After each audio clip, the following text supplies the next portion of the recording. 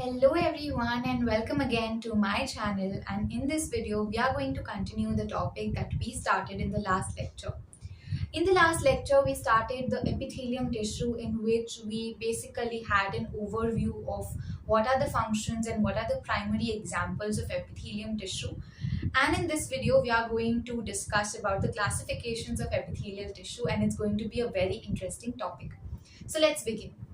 So, we learned in the last class that epithelium is divided into two parts, that is simple and compound. Simple epithelium has a single layer of cells, right? And we discussed why is it so? Because the function is mainly secretion, absorption, diffusion and filtration. Now, we are going to discuss about the further classifications of simple epithelium, that is simple squamous, simple cuboidal and simple columnar. So let's begin with simple squamous epithelium. Now, as the name suggests, squam means square shaped. But this epithelium is not exactly in the shape of a square. So if I try to draw an overside view of this epithelial tissue, that is simple squamous, it would look something like this. This is my basement membrane. I had discussed basement membrane in great detail in the last lecture, so I'm not going to elaborate much here. I want you to focus on the shape of the cells. This is the side view of simple squamous epithelium. You can see that the cells are very flat, है ना, बहुत चपटे cells हैं. तो cells are very flat. Even if you see the nucleus, it's very flat and it is located at the center. Okay, central nuclei. You can write that way, central nucleus. So, simple squamous epithelium, the cells are just so flat that it looks like tiles on the floor, right? So, because of that, it is also known as pavement epithelium. Why pavement epithelium? Because cells are so flat, so thin that it looks like there are tiles on the floor. Now, if I draw the top view of these cells, it would look like cells with irregular boundaries. So let's just rub this flow chart and let's just focus on squamous epithelium more. So, if I draw these cells as if I am looking them from the top, they would look something like this. What can you observe here? The cells are with irregular boundaries.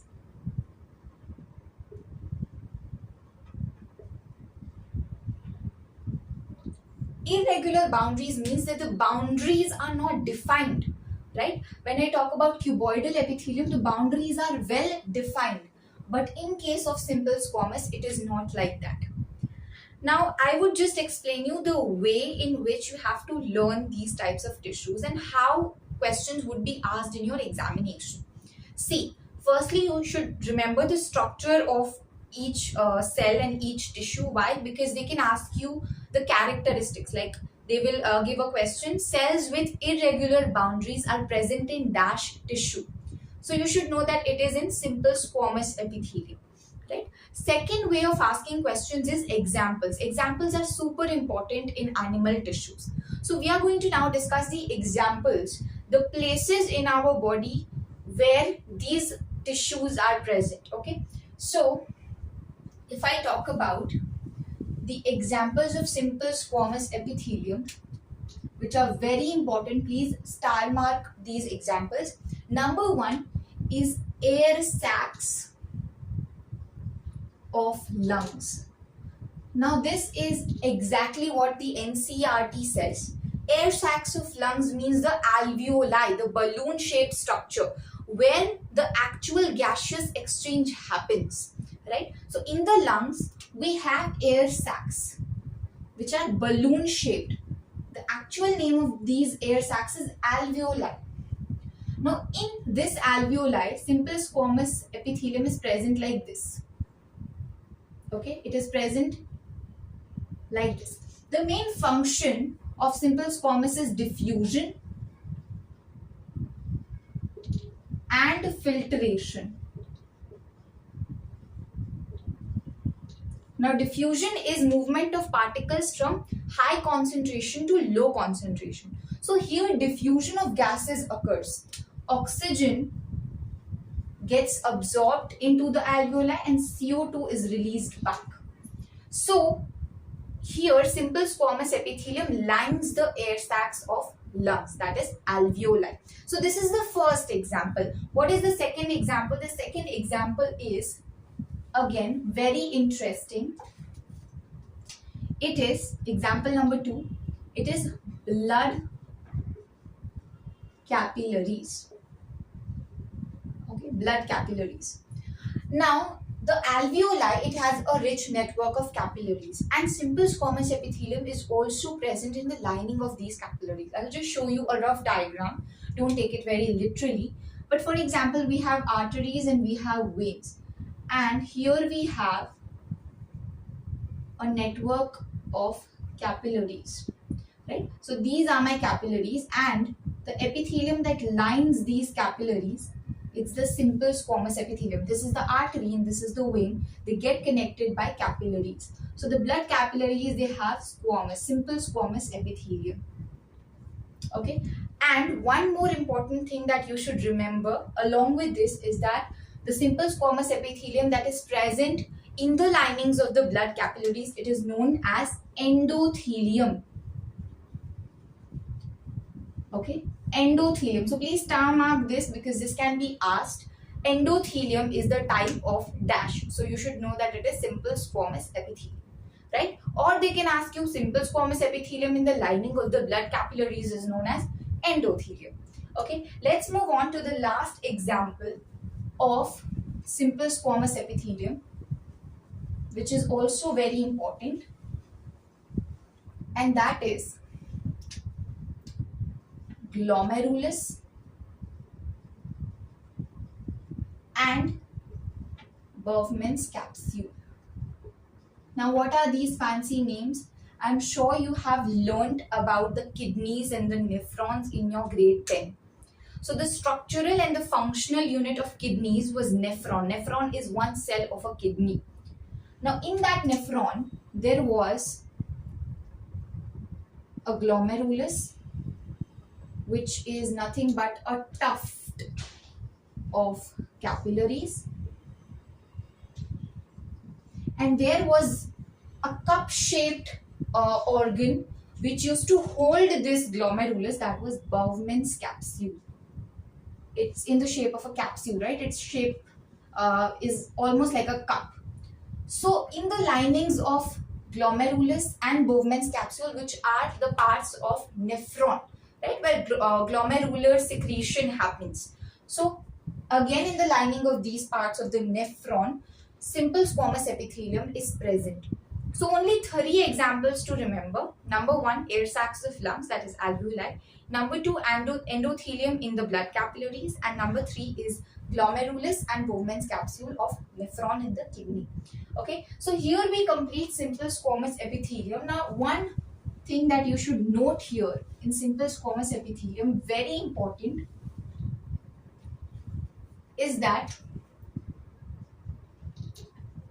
simple squamous, I'm just writing SQ, epithelium has no modifications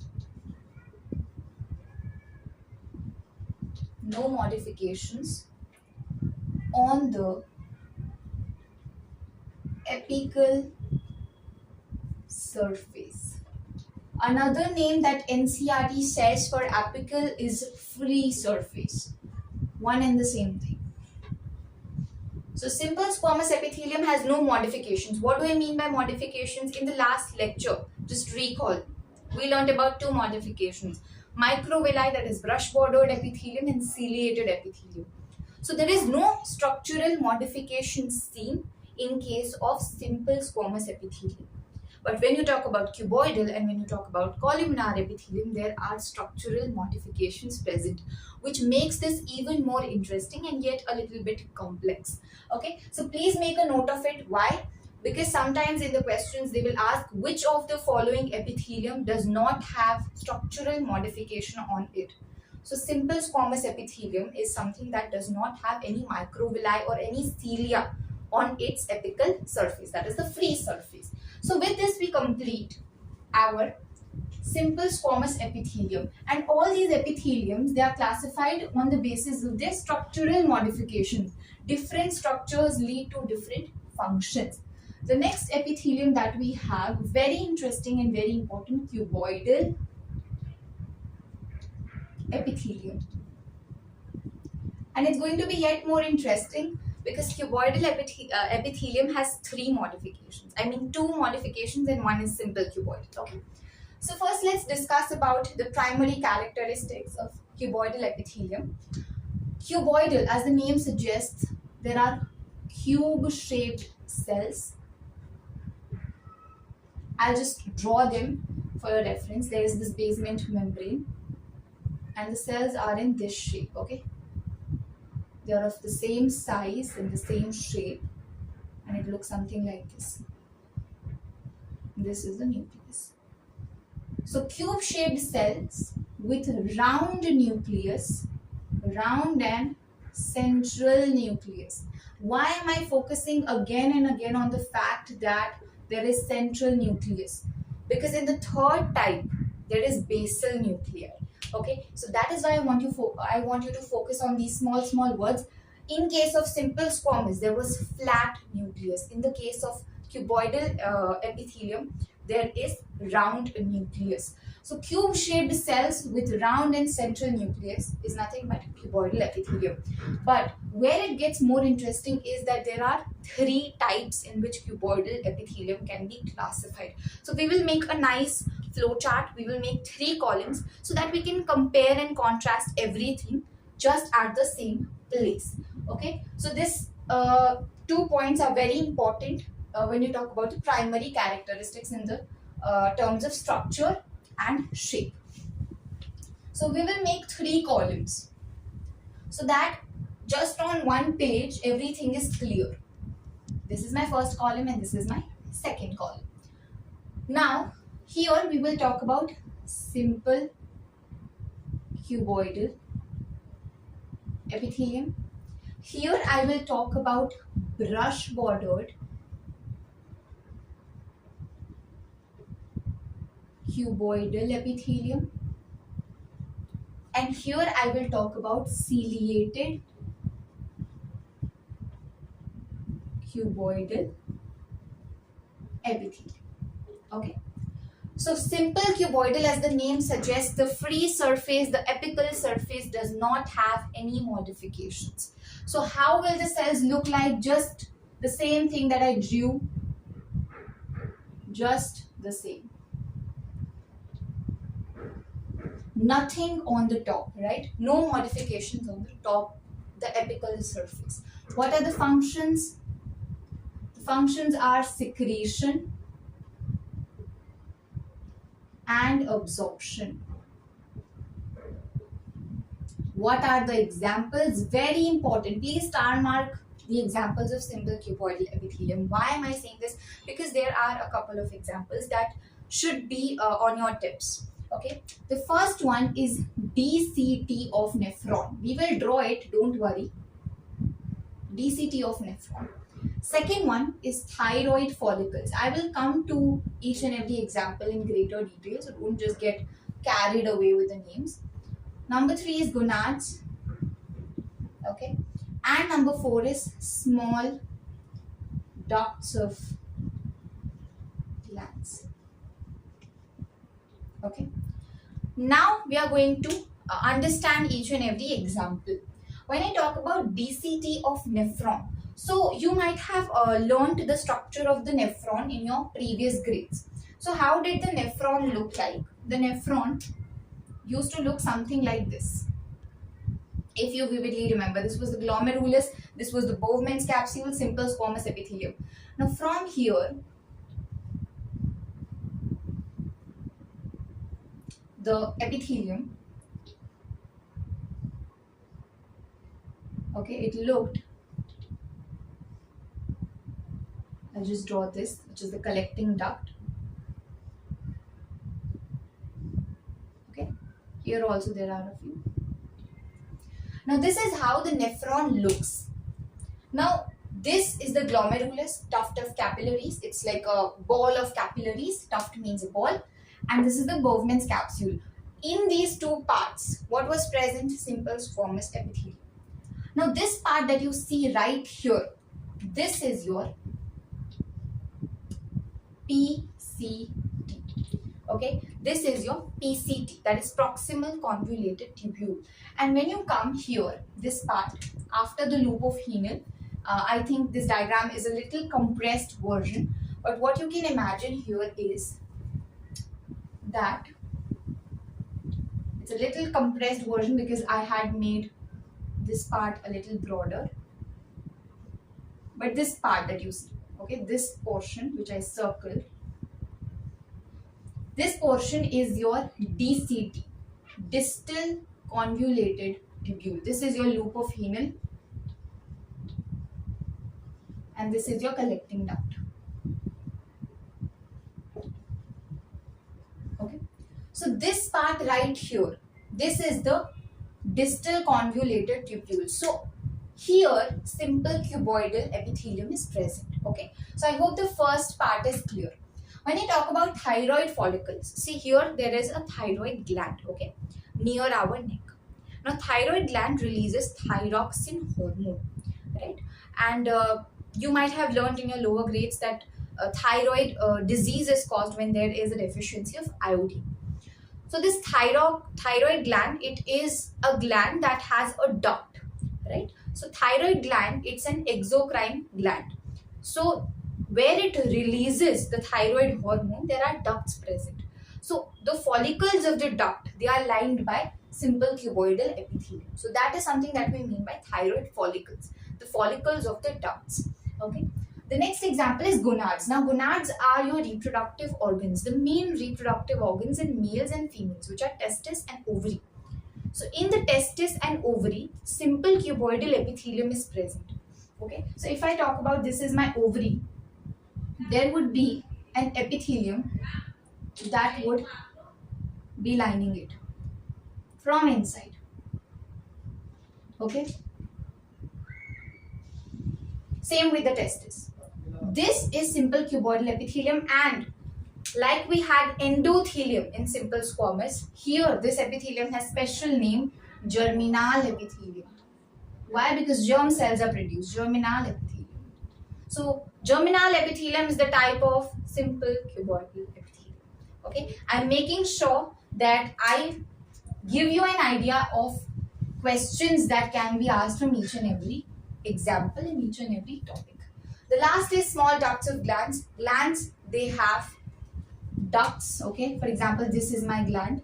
This has some ducts. So these ducts, they get divided further. So the smaller ducts, this is where simple cuboidal epithelium is present. So I made sure that you visualize each and every example so that you never forget it. Okay, we'll just drop this portion because we have to write here also. Now let's talk about brush bordered cuboidal epithelium. Brush bordered means with microvilli, finger-like projections, right? The plasma membrane gets folded to form finger-like projections. I even gave you the example of paper in the last lecture. So brush bordered cuboidal epithelium, the structure looks something like this. The shape of the cells remains the same, but the apical surface, it has finger-like projections called microvilli. Okay. And the function is just the same: secretion,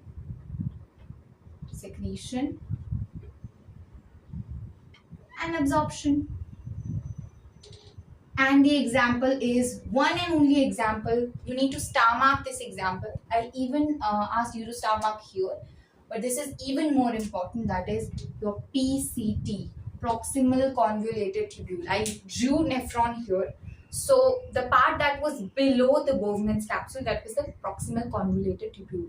Now this is the only example of brush bordered cuboidal epithelium in your entire body. So it makes it even more special and even more interesting. Okay, so function and example down. Now let's come to ciliated cuboidal epithelium. It will not take a lot of time. It has the same cells, but there is cilia. Okay, there is cilia which is present. Cilia are hair-like structures. Okay, hair-like structures that are present on the apical surface. So here the function is different. It is movement of particles. In the last video, when I explained you the modifications in detail, I had made you learn that cilia, it's always present in hollow organs, and the flow is unidirectional and it helps in the movement of substances. Okay, so here the function is movement of particles. An example is only one, once again, small bronchioles. Small bronchioles for the movement of the mucus.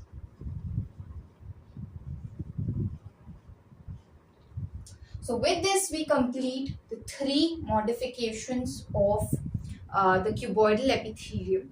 Very important. I'll just cite, you can take a screenshot. All the examples are extremely important, so make sure you learn them very particularly. Okay, so I hope 2 types of epithelium are very clear in your head. Simple squamous, only 3 examples, and simple cuboidal, a little interesting and complex. Okay, now we will move ahead with columnar epithelium. So columnar epithelium, I'll just drop all of this and then we will again make 3 columns because it also has 3 modifications, and then the topic is completed. Okay, then we complete with our this thing, simple epithelium. Then we have 2 more things. See, epithelium tissue, it's the biggest of all. Like in terms of topic also, it is a very big chunk of your animal tissues. So if you understand this well, you can expect 2 to 3 questions based on this in your examinations, right? So let's talk about simple columnar epithelium. Okay, now as the name suggests, columnar, columns. Okay, you have rows and you have columns. Columns are vertical, rows are horizontal. Okay, so in class you used to say there are 3 rows in my class. It was actually wrong. There were 3 columns. Okay, so rows means vertical. So as the name suggests, column shaped cells. This is my BM, that is basement membrane, and these are my cells.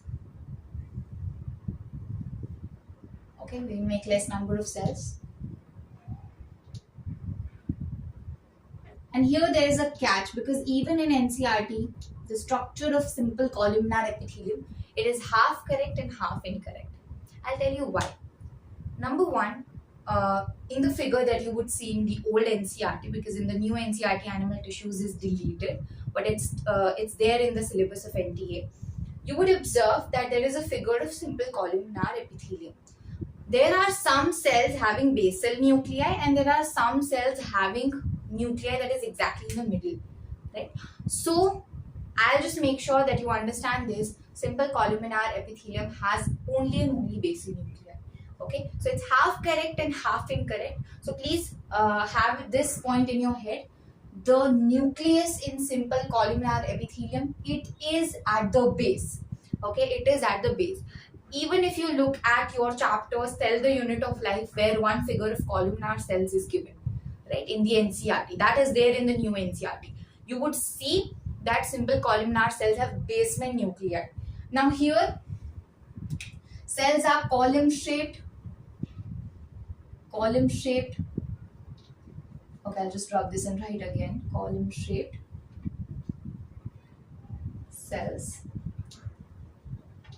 And nucleus is a very important point here for 2 things, the location and the shape.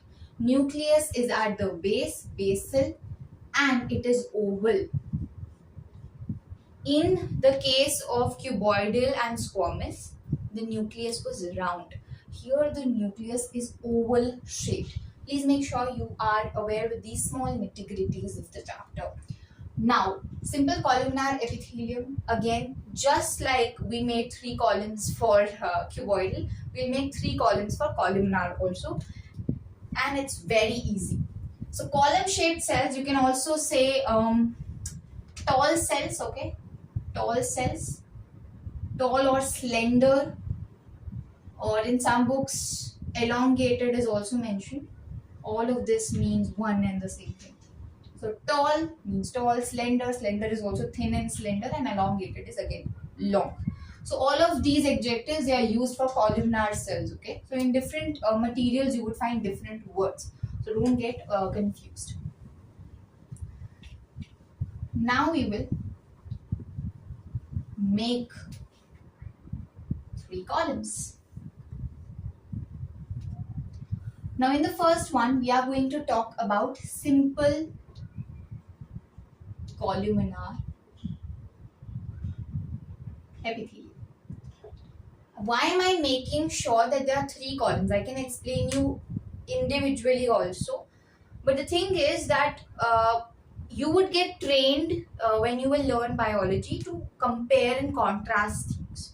So if all the 3 structural modifications are on the same page, it would be easier for you to compare the properties, compare the structures, compare the examples, right?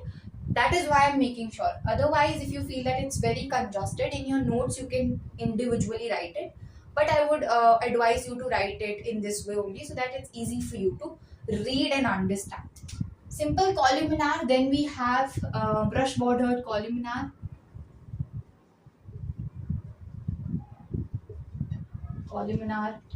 and the last one is ciliated columnar. Okay, I'll just write COL. That's it, enough.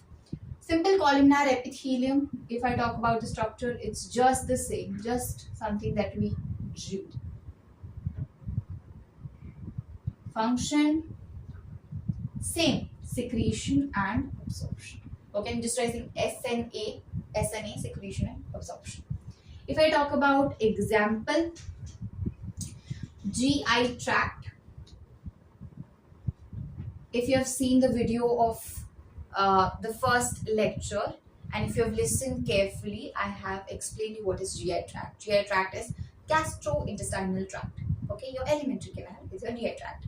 What is alimentary canal? It is your digestive system plus accessory glands. Okay, GI tract, specifically what? The stomach in your GI tract. It is lined by simple columnar epithelium. If I talk about brush bordered columnar, we would just make 3 cells. I'll just make them a little elongated. They have microvilli on top. So they look something like this. Okay, they look something like this. Not a very good diagram, but something that you can relate to. Function is just the same. Secretion and absorption. My S and this looks the same. Secretion and absorption. An example is again the GI tract, but specifically it's the small intestine. I will explain you this, don't worry. Simple, I'm talking about simple, okay. Brush bordered columnar epithelium, it has microvilli on it, okay. Now microvilli helps in absorption of nutrients. So in the small intestine, you see that there is villi present. That villi, it's nothing, it's brush bordered columnar epithelium. Okay, so it's the modification, right? So as you grow up, as you level up your knowledge, you understand that you learned about villi in 10th grade in your digestive system, and now you understand that villi is nothing, it is simple brush bordered columnar epithelium, right? So this is microvilli present. Okay, you know the difference between villi and microvilli, right? Villi is this, there is a rich network of capillaries. Microvilli, it's even more smaller villi on the top of a villi. These are little concepts, but they make sure that you have grip over the chapters and the topics. Ciliated columnar, just the same thing, tall and slender cells, basal nuclei, but cilia present. Function is different, it is movement of particles.